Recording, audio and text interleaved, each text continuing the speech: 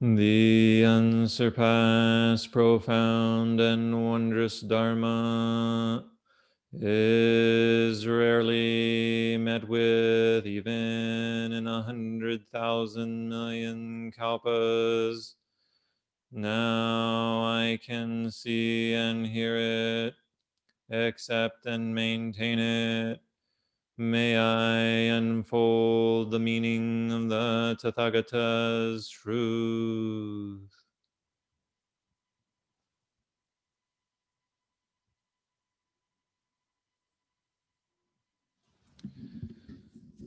Chapter 47 of the Tao Te Ching states, without going out of your home, you can know the ways of heaven. Is not the universe trying to impart this lesson to us? Has this not been the lesson to our whole world in 2020? 2020 and the onslaught of COVID really woke me up to the need for having a local space for a temple. We had been driving to Des Moines regularly to offer Dharma, which was fine, but I realized the importance of building the temple where we are. And one of the questions that arose for me over this past year is, how do we build a temple, and where should we build it? And my sense is that 2020 has continually been answering that question. It's been the year of uncompromisingly finding the temple right where we are. Finding the temple right where we are. Dogen says in his instructions for Zen meditation, the way is never apart from this very place. What is the use of traveling around to practice? My teacher's teacher, Noda-daito Roshi, he said in Japanese, Hobo kore dojo, right where you walk is the dojo, is the practice place, is the temple. And this is the statement that my teacher wrote on my Buddha robe, on my rakusu, when I became a priest. It's an auspicious statement, Hobo kore dojo. We identify practice as going to a temple, going to a place to practice. But over the centuries, Buddhists and Indians have practiced seeing home as right where we are, here and now. I'll never forget the image that Oyama Roshi, another one of my teachers, wrote on a small saucer. It's beautiful, like a glazed saucer. She drew an image, a picture of a snail on it.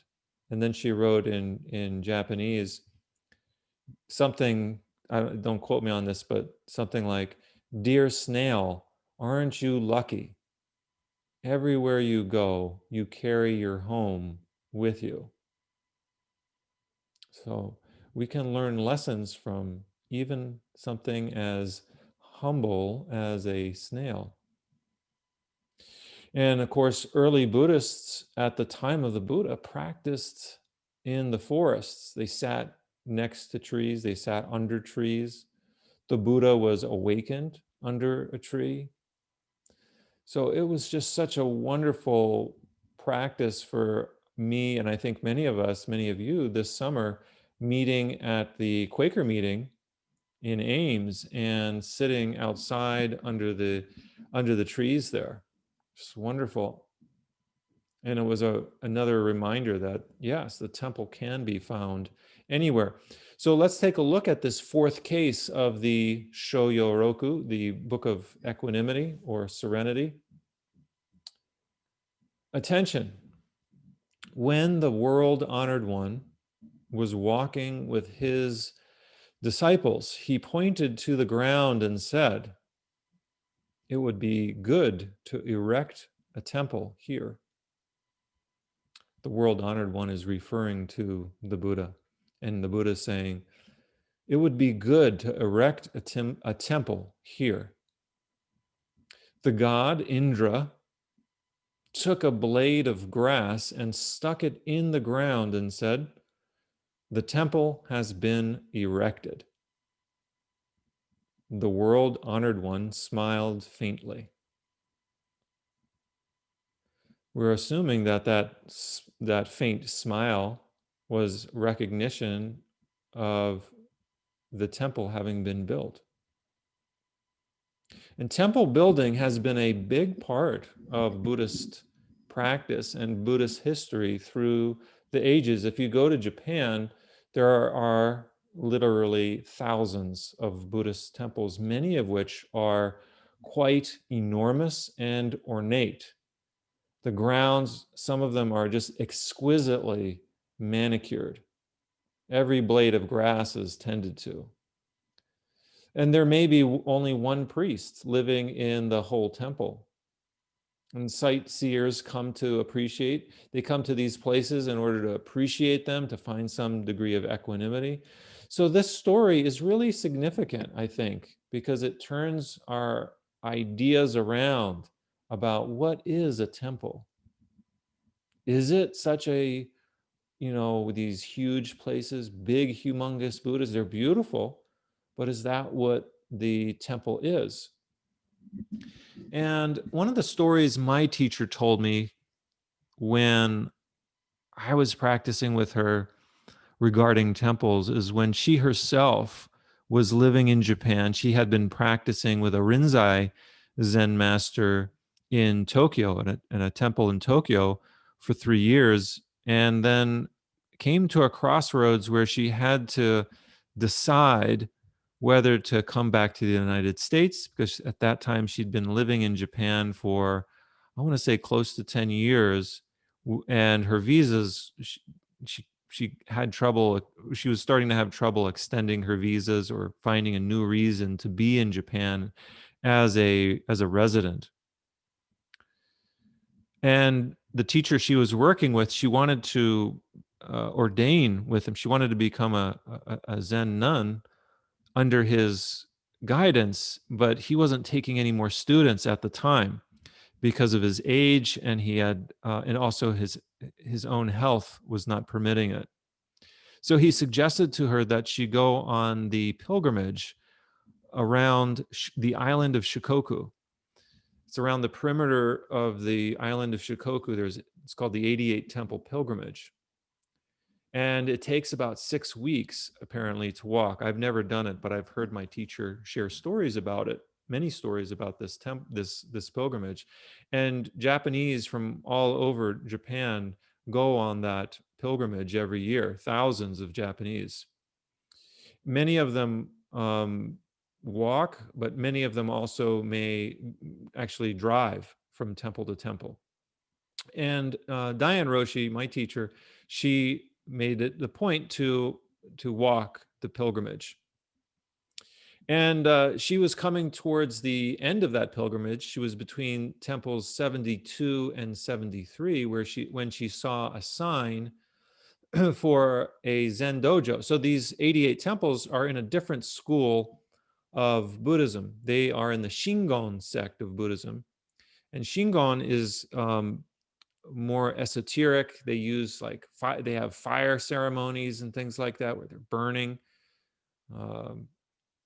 I don't know a lot about Shingon, but anyways, it's a little bit different from Zen. And she saw a sign that said Zen Dojo and pointing in a certain direction. And here she was between these two temples, and she thought, okay, I'll check this out. She had been practicing at a Rinzai Zen temple, which is a little different from Soto Zen. And she didn't know the difference. So she followed the sign, and she saw a white bus, a school bus that was painted white. And she looked inside, and all the seats were soldered out of the bus. The seats were cut out.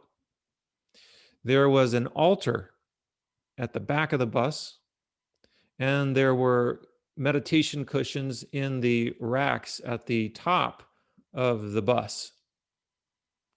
And she realized, wow, this is a temple. It was a temple fabricated out of a school bus. That's what her teacher started with. He had land, but he didn't have any temple built, which was quite unusual because many priests inherit temples from their fathers. And her teacher, Nododaita Roshi, his father was not a temple priest. He chose to become a priest, but he didn't have a temple to go to when he finished his training. So he made his own temple, and he used what he had. With so much ingenuity there. He used what he had at hand. He was donated a broken down school bus, and he turned it into a Zen temple. So this koan story is a reminder for us, I think, to keep humble, but also to have great confidence in our abilities to be creative with what we have at hand. The god Indra pulls a blade of grass and puts it in the ground and says, the temple has been built.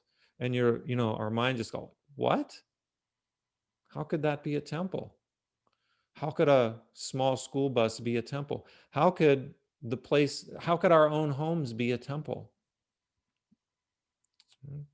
Where I did most of my training, Mount Equity Zendo in central Pennsylvania, was a temple.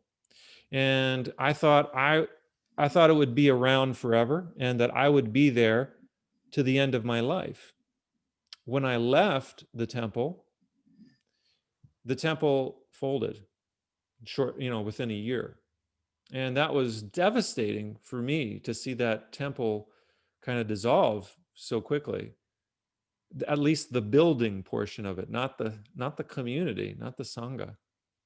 But it was also a reminder to make the temple out of what I have and where I am now. So looking at this Shoyoroku, this is the fourth koan case. And I think I can make an argument for some continuity between the first case and the fourth case. So the first case it establishes what practice is, namely seated meditation. That is, if you want to know what practice is, Zazen. And Zazen beyond words, beyond explanation, beyond comprehension. The second case talks about how to practice, namely how to use our mind in practice. The third koan, what we looked at last time, is about how to practice with our breath, how to understand our breathing. This fourth koan, where we are now today, is about where to practice. Where do we practice? All right, so we have what is practice, how do we practice, and where do we practice? So these are the introductory koan cases, and each one of them, I think, you could spend a long time just kind of thinking about, contemplating. So I'd like to close with some reflection, some questions that you might be interested in thinking about and maybe having a discussion about. Have you ever had an experience where there was a discrepancy between your ideas and what was being asked of you? I'm sure maybe all of you have it. What was that? Have you ever had an experience where there was a discrepancy between your ideas and what was being asked of you to do? You had certain ideas of what you needed to do, and somebody was asking you to do those things, but what you were thinking and what that person wanted you to do were completely different. Okay, so maybe what was that experience? And maybe another question: what does an act of confidence look or feel like to you? What does an act of confidence look or feel like to you? Because I think this koan case is very much about having confidence in doing small acts, even ones that seem insignificant to us. Okay. Thank you.